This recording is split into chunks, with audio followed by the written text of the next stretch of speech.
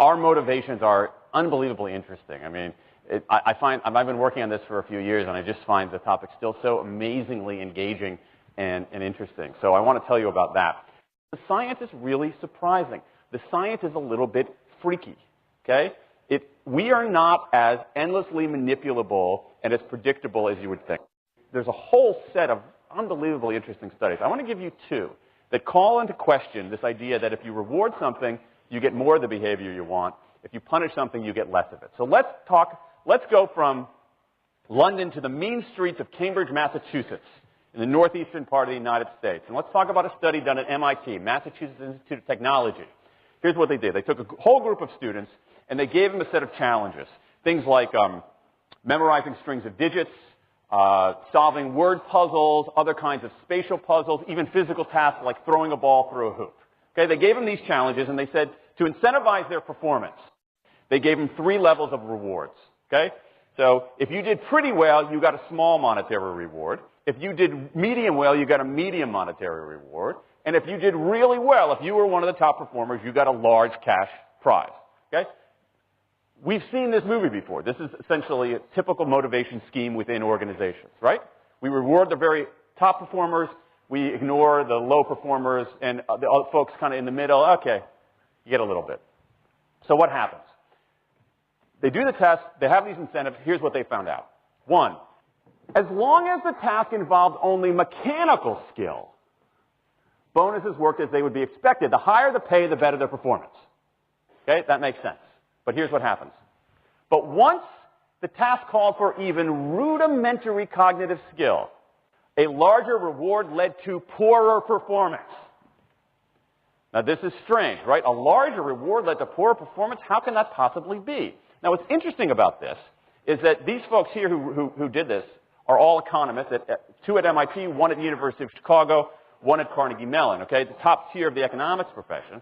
And they're reaching this conclusion that seems contrary to what a lot of us learned in economics, which is that the higher the reward, the better the performance. And they're saying that once you get above rudimentary cognitive skill, it's the other way around.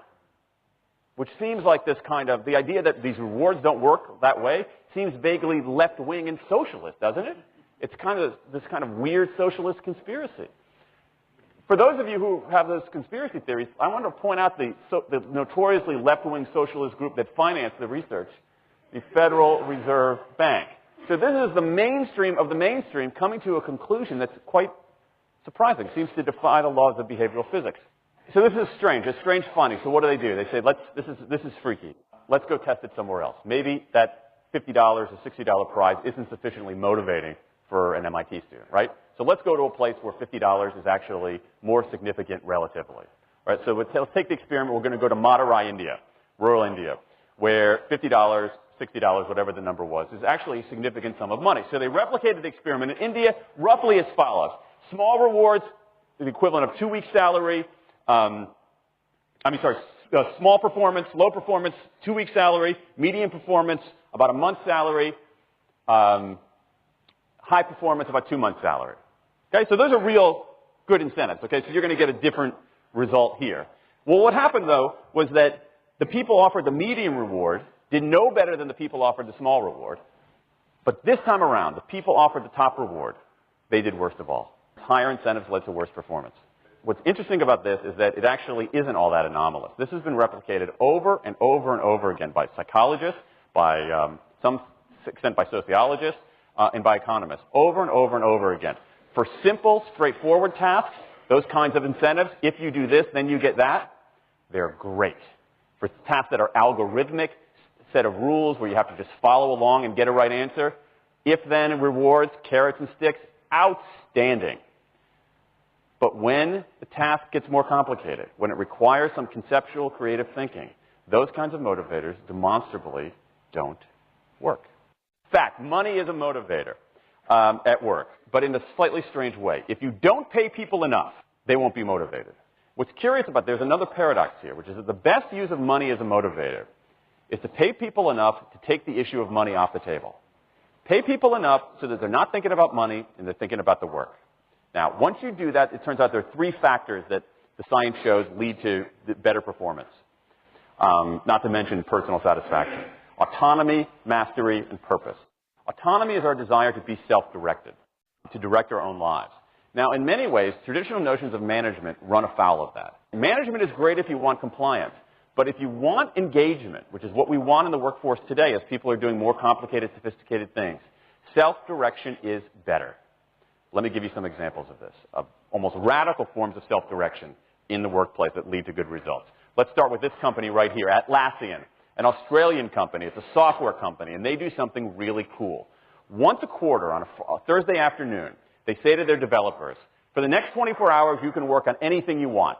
You can work on it the way you want. You can work on it with whomever you want. All we ask is that you show the results to the company at the end of those 24 hours in this fun kind of meeting, not a star chamber session, but this fun meeting with beer and cake and fun and other things like that. It turns out that that one day of pure, undiluted autonomy has led to a whole array of fixes for existing software, a whole array of ideas for new products that otherwise had never emerged. One day. Now, this is not an if-then incentive. This is not the sort of thing that I would have done 3 years ago before I knew this research. I would have said, you want people to be creative and innovative? Give them a frickin' innovation bonus. If you can do something cool, I'll give you $2,500. They're not doing this at all. They're essentially saying, you probably want to do something interesting. Let me just get out of your way. One day of autonomy produces things that had never emerged. Okay, let's talk about mastery. Mastery is our urge to get better at stuff. We like to get better at stuff. This is why people play musical instruments on the weekend. You got all these people who are acting in ways that seem irrational economically. They play musical instruments on weekends. Why? It's not going to get them a mate. It's not going to make them any money. Why are they doing it? Because it's fun, because you get better at it, and that's satisfying.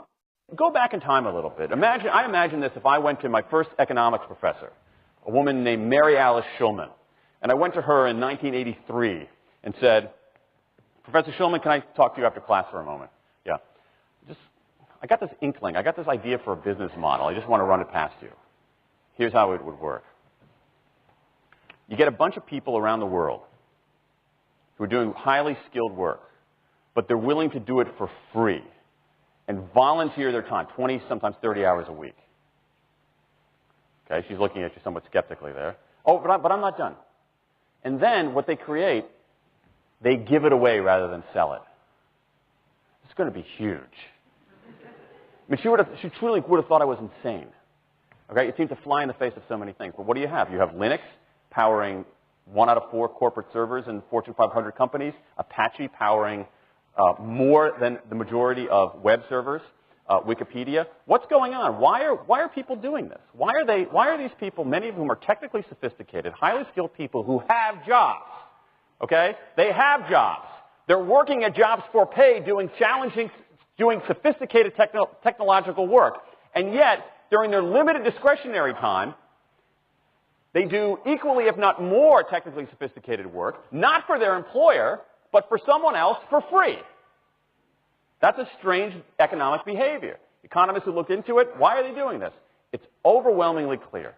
Challenge and mastery, along with making a contribution. That's it. What you see more and more is a rise of what you might call the purpose motive, is that more and more organizations want to have some kind of transcendent purpose, partly because it makes coming to work better, partly because that's the way to get better talent. And what we're seeing now is, in some ways, when the profit motive becomes unmoored from the purpose motive, bad things happen. Bad things ethically sometimes, but also bad things just like not good stuff, like crappy products, like lame services, like uninspiring places to work. That when the profit motive is paramount, or when it becomes completely unhitched from the purpose motive, it's just, people don't do great things. More and more organizations are realizing this and sort of disturbing the categories between what's profit and what's purpose. And I think that actually heralds something interesting. And I think that the organizations that are flourishing, whether they're profit, for profit, or somewhere in between, are animated by this purpose motive. Let me give you a couple of examples. Here's the founder of Skype. He says, our goal is to be disruptive, but in the cause of making the world a better place. Pretty good purpose. Here's Steve Jobs. I want to put a ding in the universe. All right? That's the kind of thing that might get you up in the morning and racing to go to work. So I think that, that we are purpose maximizers, not only profit maximizers. I think the science shows that we care about mastery very, very deeply.